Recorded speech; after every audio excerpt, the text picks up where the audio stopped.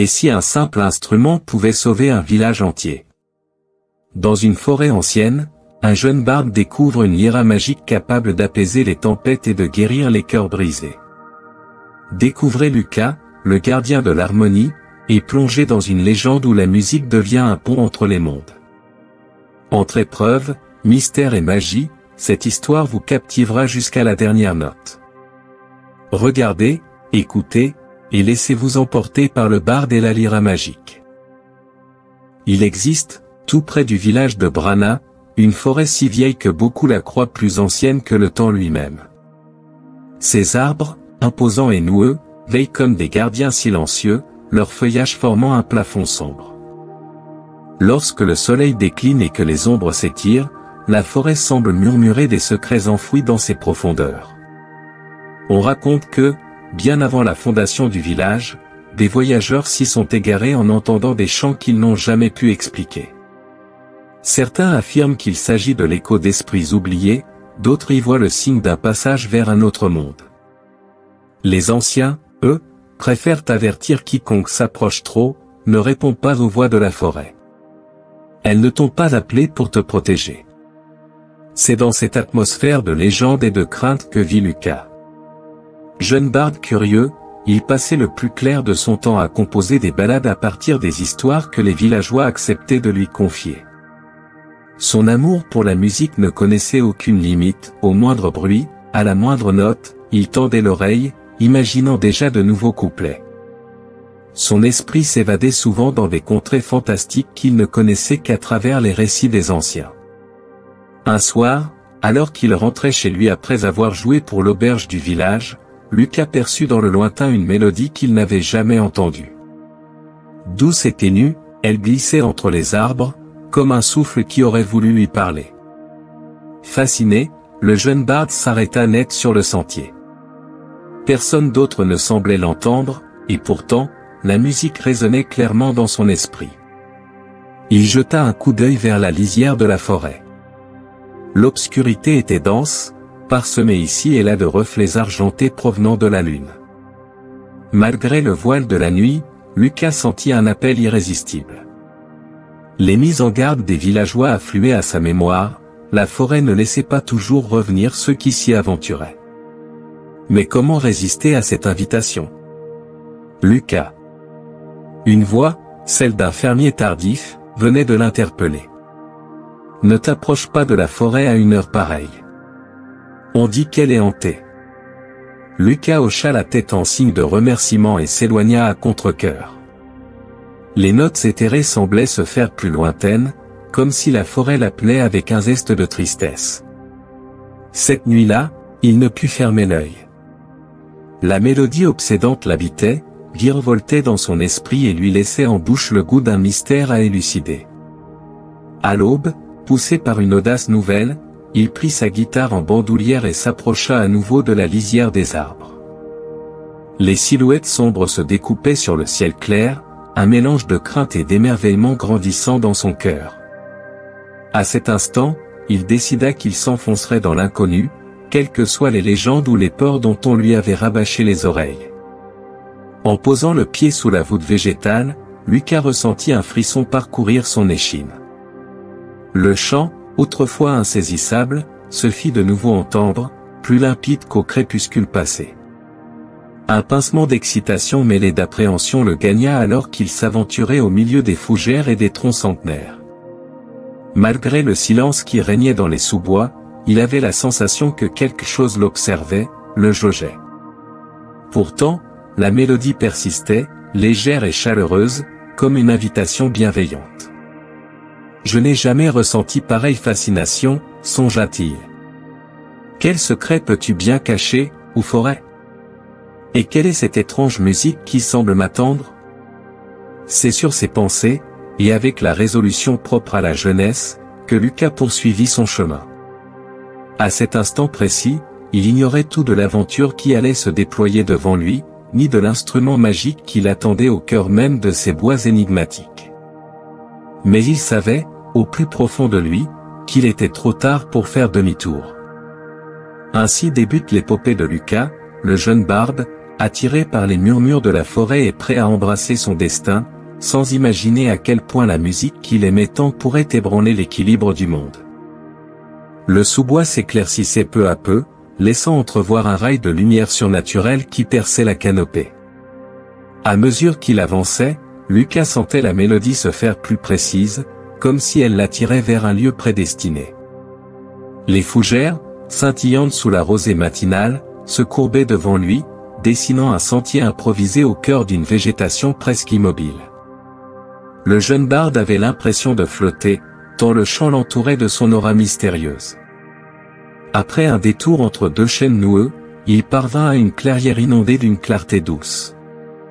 Au centre se dressait un arbre gigantesque, à l'écorce parsemée de nœuds formant d'étranges motifs. Ses racines, larges comme des troncs à elles seules, semblaient s'enfoncer dans les profondeurs du monde.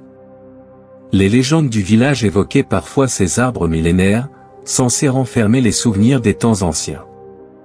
Lucas, tremblant, se rapprocha, conscient qu'il se trouvait face à quelque chose d'exceptionnel. C'est alors qu'il aperçut une cavité naturelle, levée dans la courbe même du tronc. Une lueur émanait de cette brèche, se confondant avec le chant qui résonnait toujours à ses oreilles. Poussé par une étrange certitude, Lucas écarta prudemment les mousses et le lierre. Là, dans un lit de racines entremêlées, reposait une lyra. Ses courbes délicates semblaient sculptées dans un bois clair, presque doré, tandis que ses cordes, fines comme des filins d'argent, luisaient sous la lumière. Le cœur battant à tout rompre, Lucas tendit la main et effleura l'instrument.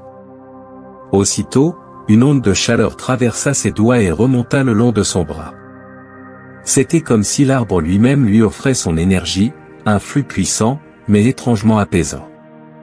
Les yeux clos, Lucas laissa cette force l'envahir, sentant la sève ancienne et la magie des lieux s'unir pour couler dans ses veines.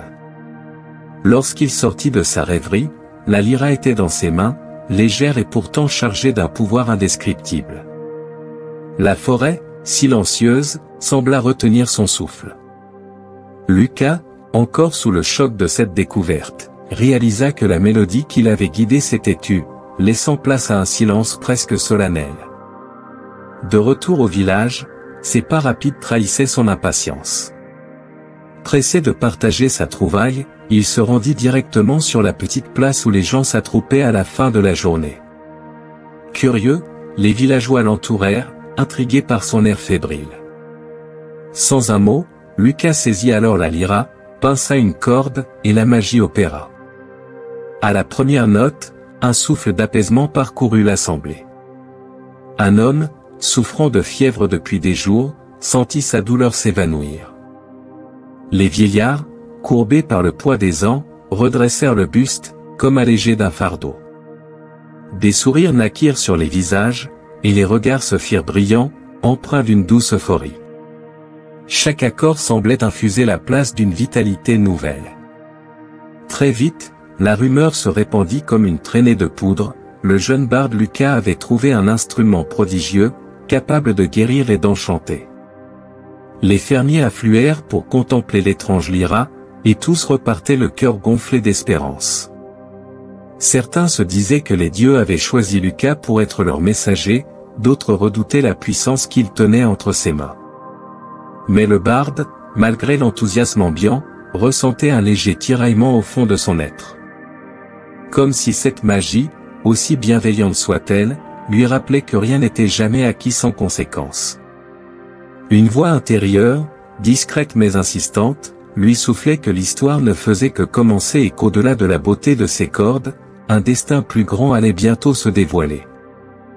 Les premiers jours qui suivirent la découverte de la lyra furent marqués par un engouement sans précédent dans le village de Brana.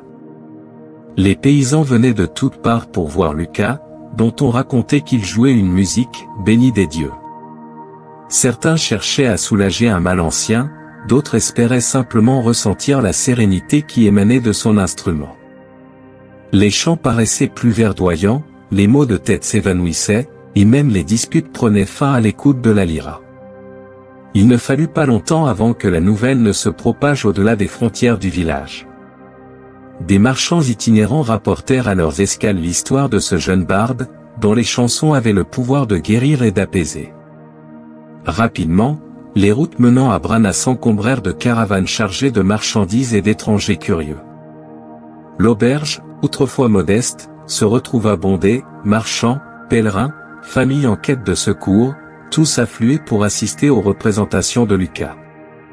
Cet afflux de visiteurs eut un effet inattendu sur le village, l'économie locale fleurit comme jamais.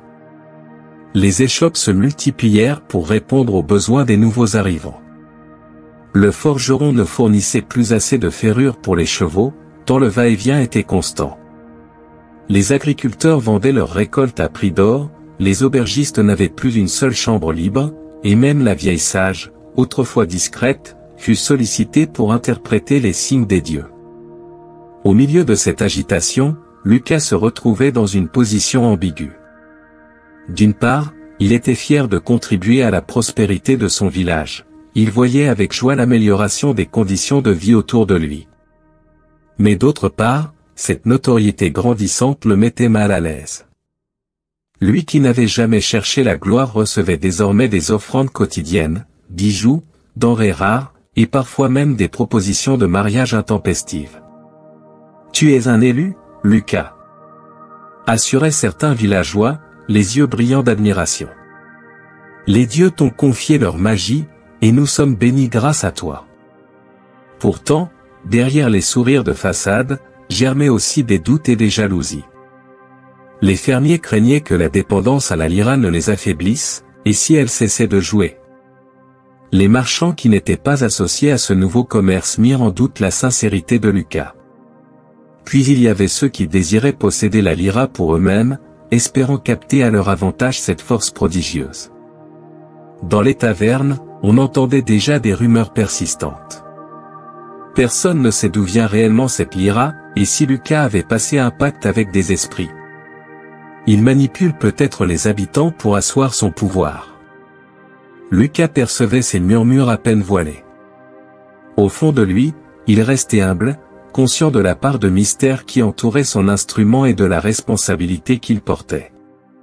Ses nuits étaient souvent agitées de rêves où il se voyait jouer sous un ciel déchiré par l'orage, comme un avertissement que cette puissance n'était pas sans contrepartie. Un soir, après avoir apaisé la fièvre d'un enfant, Lucas croisa le regard sombre d'un homme en capuche. L'étranger se pencha vers lui et chuchota. « La magie attire toujours convoitise et danger. Souviens-toi que la forêt n'offre jamais ses trésors sans exiger un tribut. » Puis il disparut parmi la foule. Ces paroles résonnèrent en Lucas, ravivant l'inquiétude qui grandissait dans son cœur.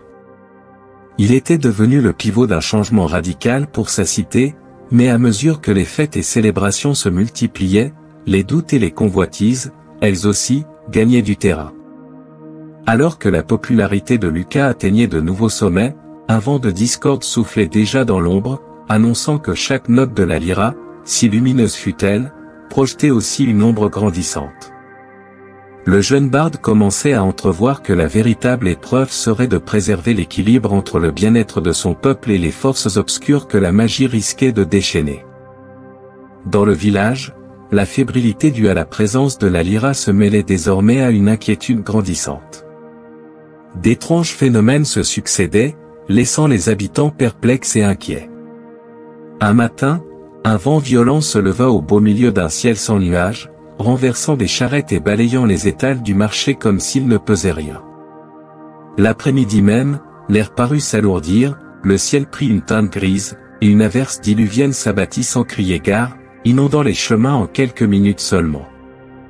Les fermiers, d'abord reconnaissants pour l'eau salvatrice, se retrouvèrent bientôt impuissants face à la montée des eaux. Pourtant, le lendemain, la rivière, vitale pour leur culture, se tarit d'un seul coup, son cours se réduisit à un mince filet d'eau boueuse, ne laissant qu'un lit de galets secs sous le soleil. Les moutons, privés de pâturage, se mirent à errer en bêlant de détresse. Comme si cela ne suffisait pas, la terre se mit bientôt à trembler. De légères secousses, d'abord imperceptibles, firent vaciller les maisons et fissurèrent les murs. Les villageois, hagards, levaient les yeux vers Lucas et sa lyra, cherchant dans sa musique un réconfort, ou des explications. Ces phénomènes. C'est un fléau, clamèrent certains, persuadés que la magie de la lyra avait attiré la malédiction sur leur terre. Lucas, implora un fermier tremblant, joue quelque chose pour calmer les éléments. Le jeune barde tenta alors ses plus douces mélodies.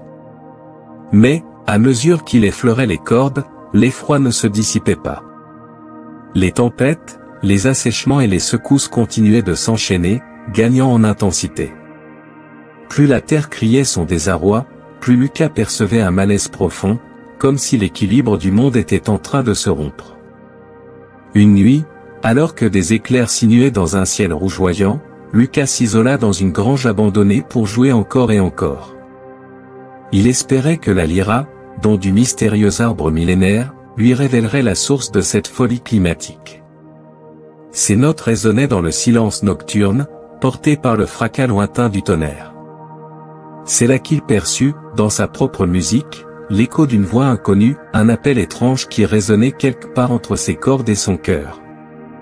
En fermant les yeux, Lucas vit alors une vision, 3 silhouettes célestes, auréolées d'énergie brute.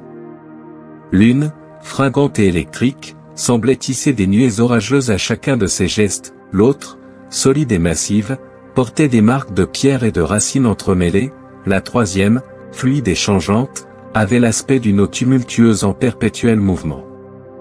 Sans les connaître, Lucas ressentit au plus profond de lui leur nom. Zoria, l'esprit de la tempête, maîtresse des vents et de la foudre. Svarog, l'esprit de la terre, gardien des montagnes et des plaines. Vélès, l'esprit de l'eau, régisseur des rivières et des vagues. Ils se dressaient devant lui comme un tribunal immémorial, leur regard perçant fixé sur la lyra dans ses mains.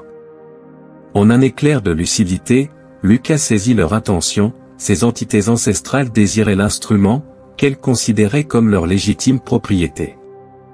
Elles estimaient que cette magie sacrée, issue de la forêt primitive, n'aurait jamais dû échoir à un simple mortel.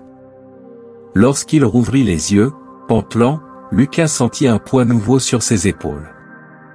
Plus qu'une simple responsabilité, il portait désormais le fardeau d'un conflit imminent. La fureur de Zoria, la puissance de Svarog et la ruse de Vélès se reflétaient dans la violence des catastrophes qui s'abattaient sur Brana. Ils veulent la lyra, réalisa-t-il à haute voix, la voix encore tremblante. Ils la réclament pour restaurer un équilibre qui leur échappe. La conscience de ce défi grandit en lui. Il n'était plus seulement un barde cherchant à soulager les maux de son village, il était devenu l'enjeu de puissance céleste, déterminé à reprendre ce qu'elle considérait comme leur dû. Et malgré la crainte qui l'étreignait, une résilience naquit dans son âme, car sa musique, il le sentait, avait encore un rôle vital à jouer dans ce tourbillon de force divine. Le ciel au-dessus du village s'assombrit comme si le crépuscule était tombé avant l'heure. Un vent glacial soufflait, balayant les champs et s'infiltrant dans les maisons, portant avec lui une tension qui hérissait les cheveux et glaçait les âmes. Les villageois, autrefois rieurs et confiants, se rassemblaient maintenant autour de Lucas avec des regards remplis d'inquiétude. « Lucas, que se passe-t-il ? Est-ce la lyra ?» demanda une femme, tenant son enfant contre elle. « Les dieux sont-ils en colère ?» interrogea un vieil homme, scrutant le ciel tourmenté. Avant que Lucas ne puisse répondre, un grondement sourd retentit, faisant vibrer le sol sous leurs pieds. Les villageois reculèrent, terrifiés, alors que 3 formes gigantesques émergèrent des ombres de la forêt. Zoria, enveloppée de vents hurlants et d'éclairs zébrant son être, menaçait de déchirer le ciel. Svarog, imposant comme une montagne en marche, avançait lourdement, chaque pas faisant trembler la terre. Enfin, Vélès, ondulant tel un torrent déchaîné, apparaissait et disparaissait dans des vagues liquides tourbillonnantes. Lucas, le souffle court, se plaça instinctivement devant les villageois, tenant la lyra comme un bouclier. Les 3 esprits s'arrêtèrent à une distance menaçante, leur regard brillant d'une lumière surnaturelle fixée sur l'instrument. « Mortel !» gronda Zoria, sa voix résonnant comme un tonnerre. « Cet instrument n'a jamais été destiné à ton monde. Il appartient aux esprits. Rends-le-nous, ou subis les conséquences. Vous avez perturbé l'ordre, ajouta Svarog d'un ton grave, comme le grondement d'un éboulement. La lyra a rompu l'équilibre entre les mondes. Vélès, plus calme mais non moins menaçant, s'avança, sa voix fluide mais coupante. Si tu tiens à ton village, barde, rends la lyra. Sinon, chaque corde que tu joueras détruira un peu plus de ce que tu veux protéger. Lucas sentit un frisson parcourir son dos, mais il refusa de céder à la peur. Il serra la lyra contre lui, puis déclara avec courage. Cet instrument a apporté la paix et la prospérité à mon peuple. S'il appartient à votre monde, pourquoi était-il caché dans un arbre sacré au milieu de ma forêt? Si vous le voulez, prouvez que vous êtes digne de sa puissance. Zoria rugit, et un éclair frappa à quelques mètres de Lucas, faisant reculer les villageois en criant. Tu oses nous défier, mortel? S'indigna l'esprit de la tempête. Malgré son cœur battant à tout rompre, Lucas leva la lyra et commença à jouer. Ses doigts tremblaient, mais à mesure qu'il pinçait les cordes, une mélodie douce et apaisante s'éleva dans l'air. Elle portait avec elle un message de paix, de compréhension, et d'harmonie. Les villageois, entendant cette musique, retrouvèrent un peu de courage. Ils se rapprochèrent, formant un cercle protecteur autour de Lucas, comme pour lui prêter leur force. Les esprits s'arrêtèrent un instant, troublés par la pureté du son. Mais rapidement, Zoria fit siffler le vent, dispersant les feuilles et soulevant des tourbillons de poussière. Ce n'est pas suffisant, tonna-t-elle. Svarog frappa le sol de ses poings, provoquant des fissures qui serpentèrent jusqu'aux pieds des villageois, tandis que Vélès fit jaillir un torrent d'eau sombre qui inonda les champs. Les récoltes, jadis luxuriantes, furent balayées, et les terres se muèrent en un paysage désolé. « Arrêtez !» cria Lucas, ses mains toujours sur les cordes de la lyra. « Je ne vous laisserai pas détruire mon village. » Il joua plus fort, tentant désespérément d'atteindre le cœur des esprits avec une mélodie plus intense. Mais il comprit rapidement que sa musique seule ne suffirait pas. Ces entités, aussi puissantes qu'elles étaient, ne pouvaient être calmées que par quelque chose de plus grand qu'une simple improvisation. Elles avaient besoin de quelque chose de profond, une preuve irréfutable que mortels et esprits pouvaient coexister en harmonie. Le chant de l'harmonie, murmura Lucas en se souvenant des légendes racontées par la vieille sage. Les esprits, leur colère toujours palpable, semblèrent s'arrêter un instant, intrigués par ces mots. « Tu connais ce chant ?» demanda Vélès, ses eaux tourbillonnantes ralentissant légèrement. Lucas réalisa alors qu'il tenait une clé pour résoudre ce conflit. Mais il ne connaissait pas encore cette mélodie ancienne. Il devait la trouver. Il leva un regard déterminé vers les esprits. « Donnez-moi le temps de prouver que je peux réparer ce que vous croyez brisé. Permettez-moi de chercher le chant de l'harmonie. Si je réussis, vous comprendrez que la lyra peut être un pont entre nos mondes, et non une source de division. » Zoria, toujours méfiante, plissa les yeux. « Tu es audacieux, mortel. Mais si tu échoues, nous reviendrons, et rien ne pourra te protéger, ni ton village. » Lucas hocha la tête, déterminé. Tandis que les esprits s'éloignaient dans un tourbillon de vent, d'eau, et de terre, il se tourna vers les villageois. « Je dois partir en quête. Ce n'est qu'en trouvant ce chant ancien que nous pourrons sauver notre maison. » Les villageois, bien que terrifiés par les événements, l'encouragèrent. Lucas, quant à lui, sentit qu'un voyage bien plus périlleux et profond venait de s'ouvrir devant lui. La nuit s'étendait sur le village, mais Lucas ne trouvait pas le repos. Les événements récents pesaient lourd sur ses épaules, les esprits, le désordre dans la nature, et la menace constante qui planait sur Brana. Assis à la lumière vacillante d'une lanterne, il observait sa lyra. L'instrument, qui avait apporté tant de joie et de prospérité, semblait désormais le lier à un destin bien plus complexe que ce qu'il avait imaginé. C'est alors qu'un souvenir lui revint en mémoire. La vieille sage du village, connue pour sa connaissance des légendes anciennes, avait souvent évoqué des chants oubliés et des récits d'harmonie entre les mondes. Si quelqu'un pouvait lui fournir des réponses, c'était bien elle. Avant l'aube, Lucas se dirigea vers la maison de la vieille sage.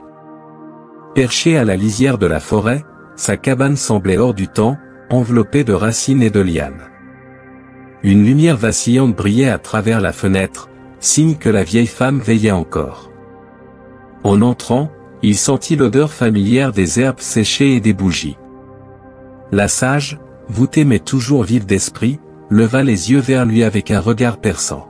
« Je savais que tu viendrais, Lucas, dit-elle calmement, comme si elle avait lu dans ses pensées. Tu portes en toi un fardeau que peu pourraient supporter. » Lucas s'assit face à elle et lui raconta tout, la découverte de la lyra, l'apparition des esprits, et les catastrophes qui menaçaient le village. Il parla aussi de leur exigence, trouver une mélodie capable de restaurer l'équilibre. La vieille sage hocha la tête lentement, puis se leva.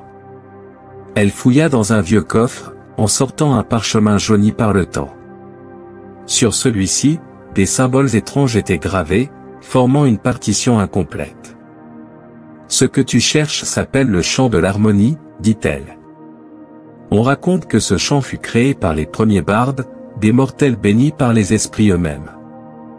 Ces bardes vivaient en harmonie avec la nature et jouaient des mélodies si pures qu'elles pouvaient apaiser les tempêtes, guérir les blessures de la terre, et même faire pleurer les cieux.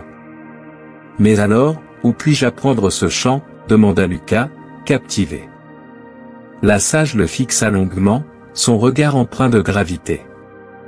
Le chant a été perdu depuis des siècles, Lucas. Il n'en reste que des fragments dans la mémoire de la terre.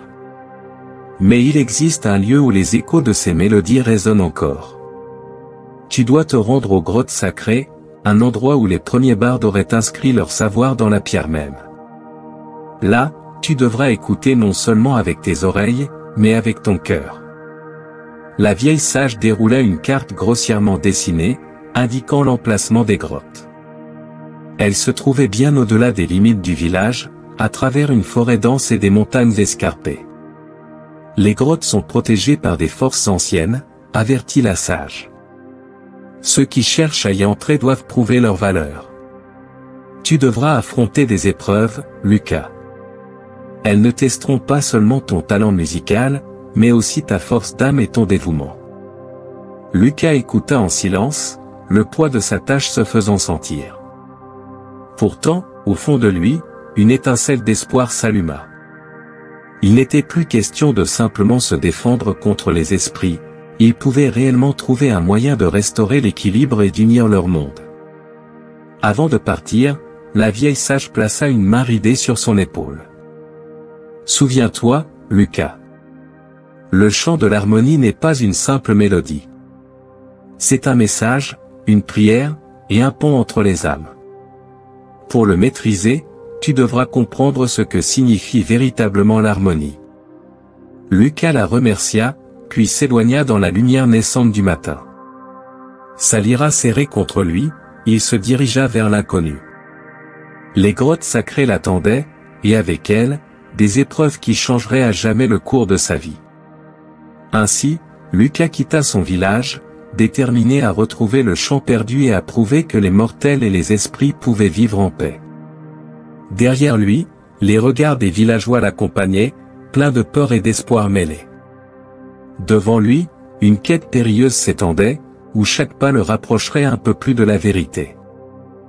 Lucas traversait des paysages de plus en plus hostiles, s'éloignant des terres familières de Brana.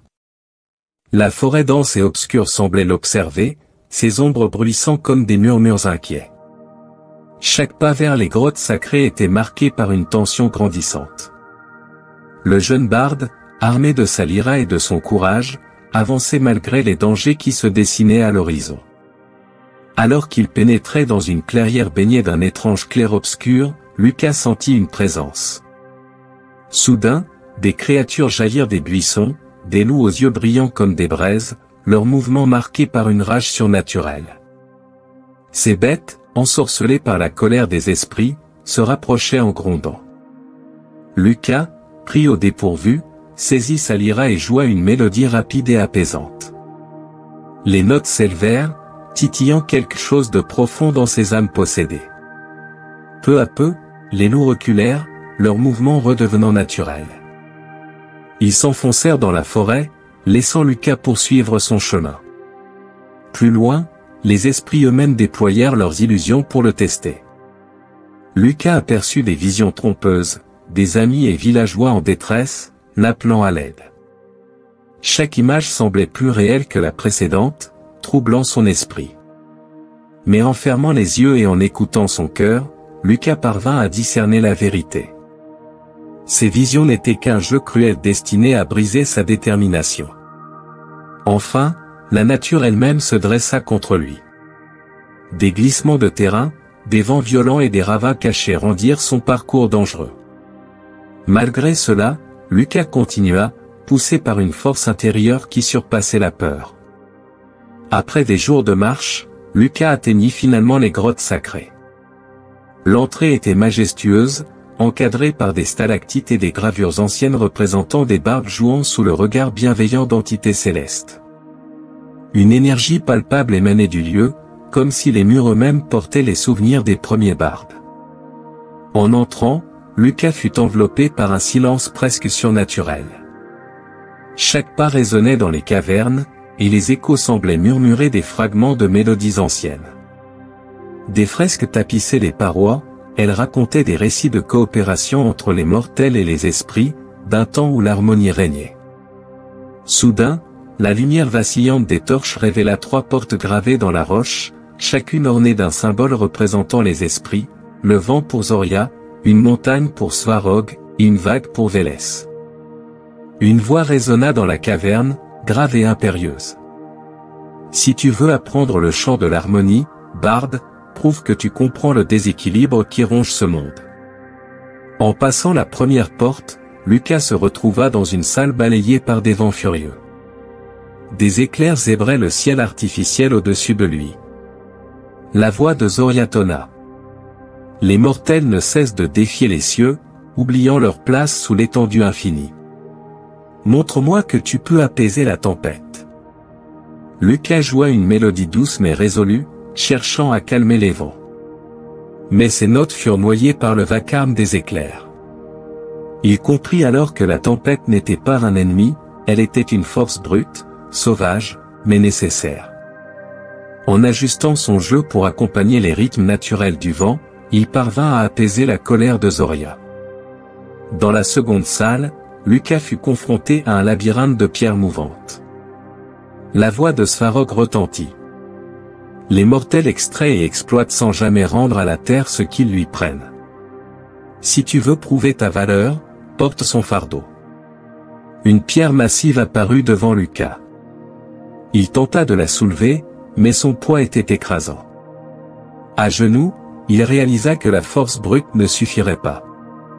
Jouant un air lent et solennel, il exprima sa gratitude envers la terre pour ses dons. La pierre sembla s'alléger, et Lucas put la déplacer.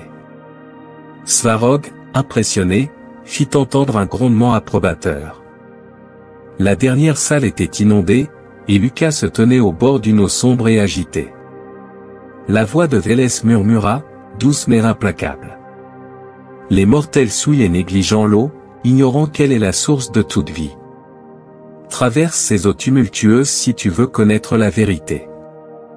Lucas entra dans l'eau glacée, mais chaque pas était un défi. La vague semblait vouloir l'emporter. Alors, il joua une mélodie fluide, imitant le cours des rivières et des torrents. En s'abandonnant à la musique, il cessa de lutter contre le courant et trouva un équilibre naturel, atteignant l'autre rive.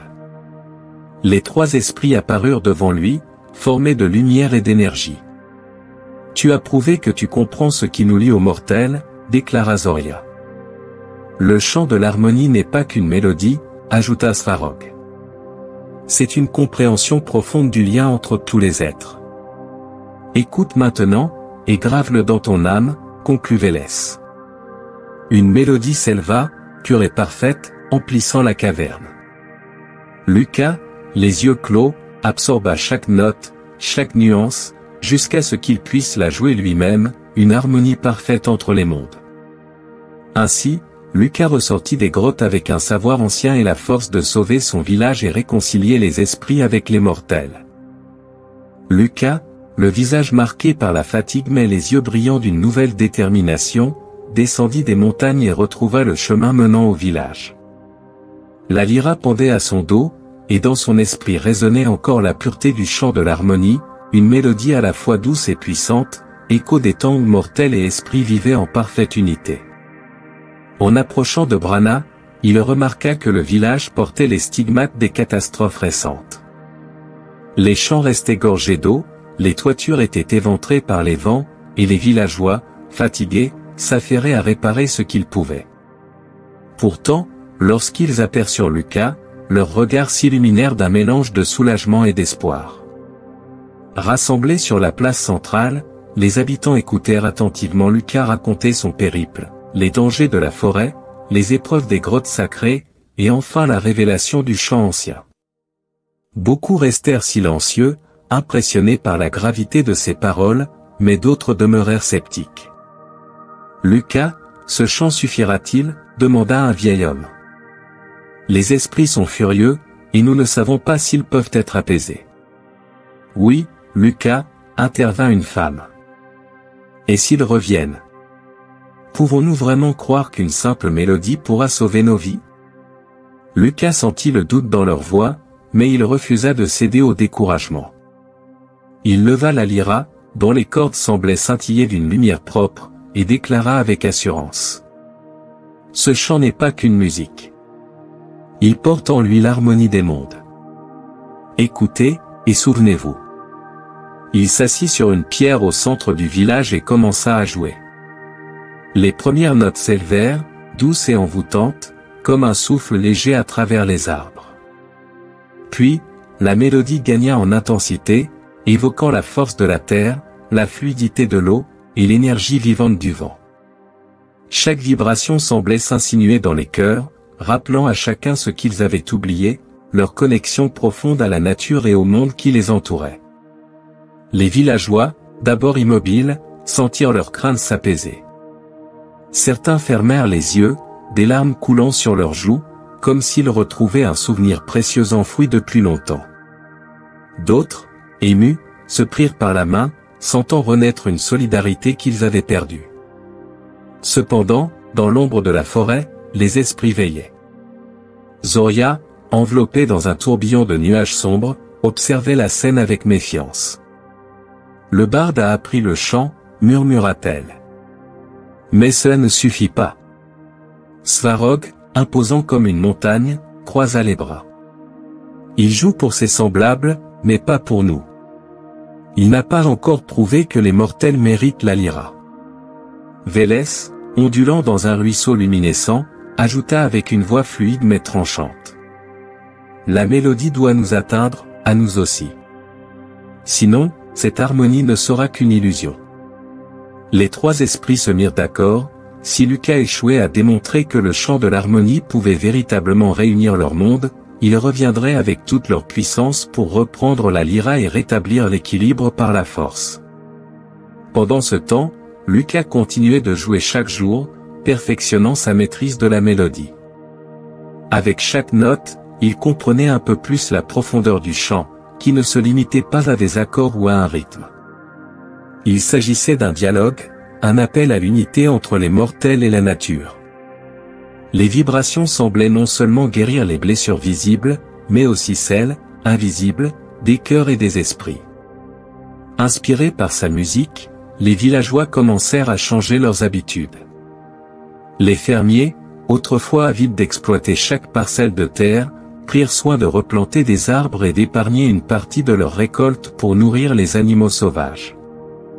Les enfants, auparavant insouciants, apprirent à respecter la rivière et ses berges, évitant de troubler ses eaux.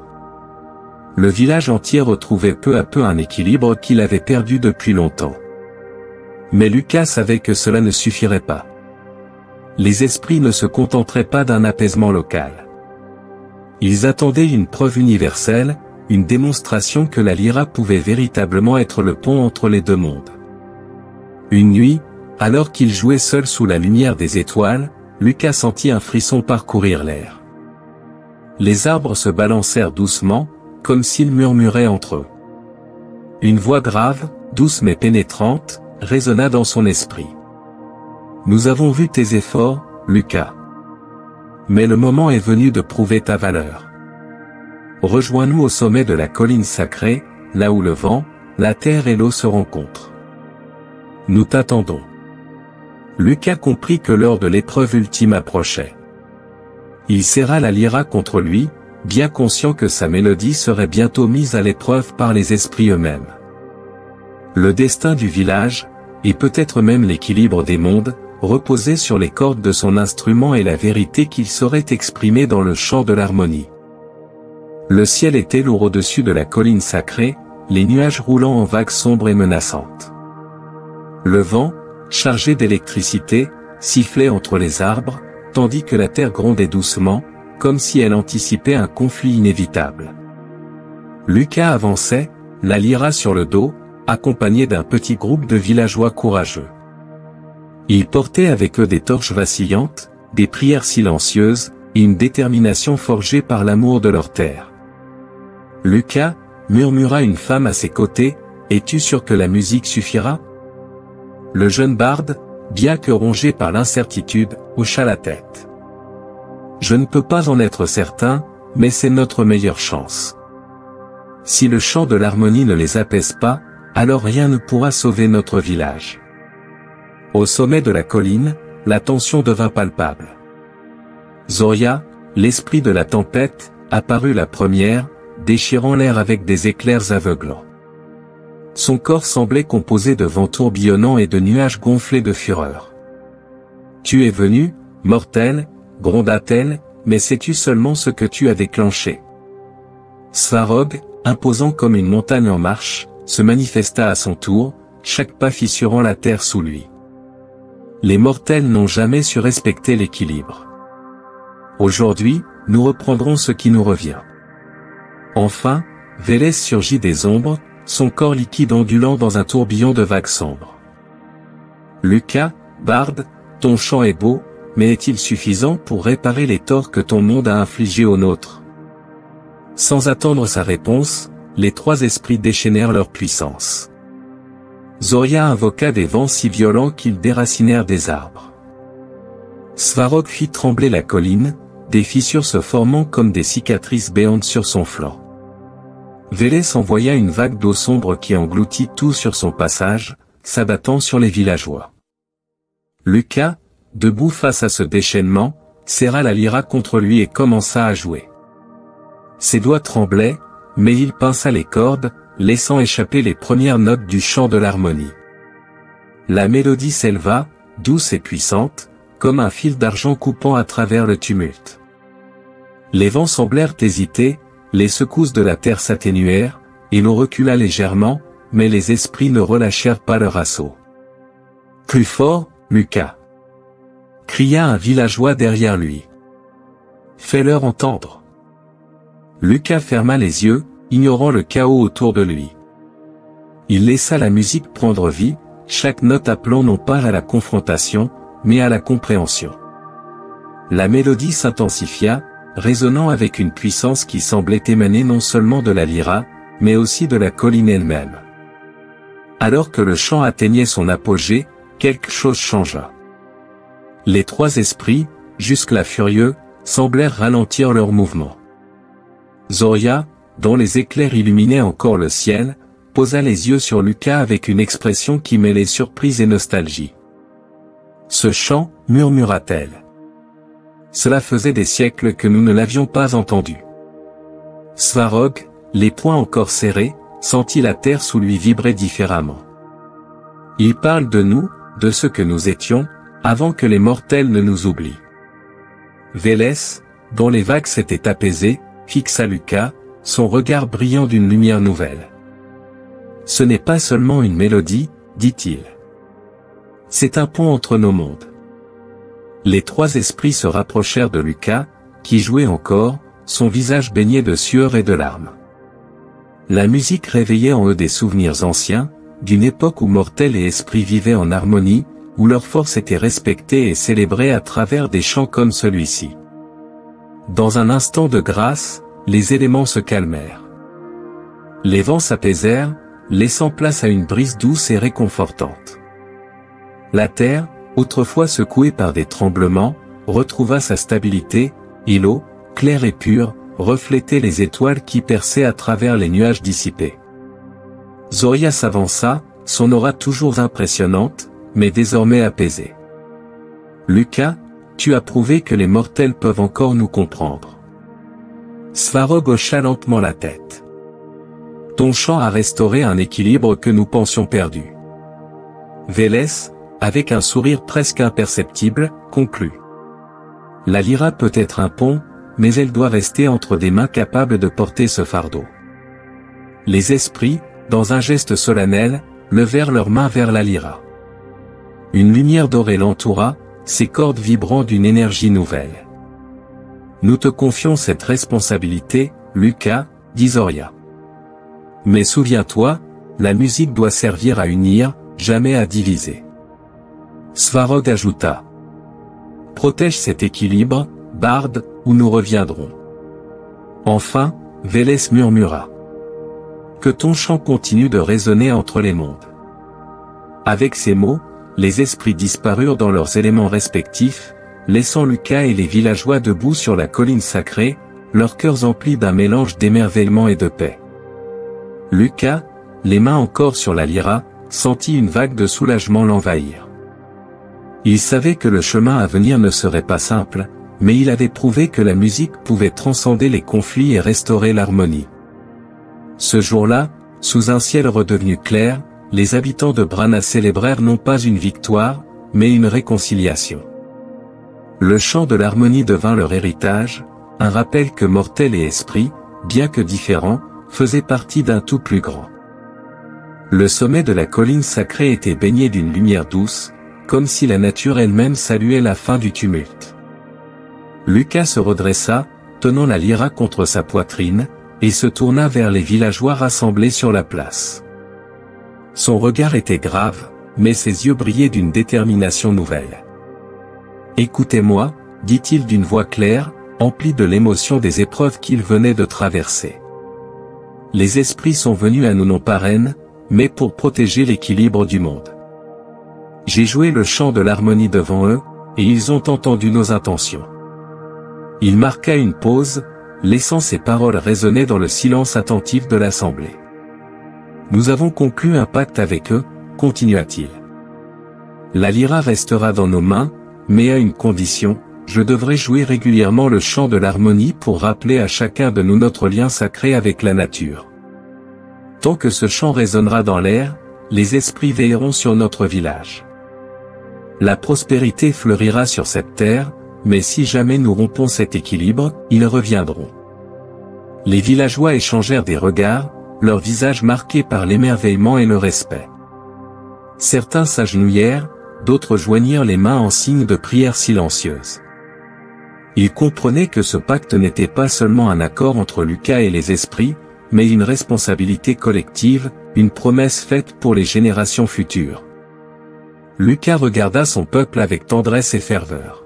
« Ce que j'ai vu et entendu, ce que j'ai appris, appartient à nous tous. Nous devons chérir ce lien, car il dépasse nos vies. Il unit les mortels et les esprits, et si nous le respectons, nous vivrons en harmonie pour toujours. » Le silence fut rompu par un murmure d'assentiment qui enfla peu à peu en un chant de gratitude. Ce jour-là, sous le ciel apaisé, les villageois firent le serment de ne jamais oublier cette promesse, guidés par Lucas, le gardien de l'équilibre. Lucas, quant à lui, devint bien plus qu'un simple barde. Il fut désormais perçu comme un gardien de l'harmonie, un messager des deux mondes. Chaque soir, il jouait le chant de l'harmonie au cœur du village, et les habitants, même dans leurs moments les plus simples, se souvenaient de leur devoir envers la nature. Les années passèrent, mais l'histoire de Lucas et de sa lyra magique ne fut jamais oubliée. Les bardes itinérants la racontèrent dans d'innombrables villages, ajoutant des détails, magnifiant les épreuves, mais conservant toujours la même morale, le respect de la nature est une musique que chaque génération doit apprendre à jouer. La lyra devint un symbole, non pas de pouvoir, mais d'unité. Les descendants de Lucas continuèrent à en jouer, transmettant son savoir et son chant comme un trésor inestimable. Quant au village de Brana, il prospéra, mais toujours dans le respect des terres et des esprits, fidèle à la promesse scellée sur la colline sacrée. Et ainsi, le chant de l'harmonie résonna à travers les âges, rappelant à tous que même dans les moments de déséquilibre et de chaos, la musique et l'unité peuvent restaurer ce qui semblait à jamais brisé.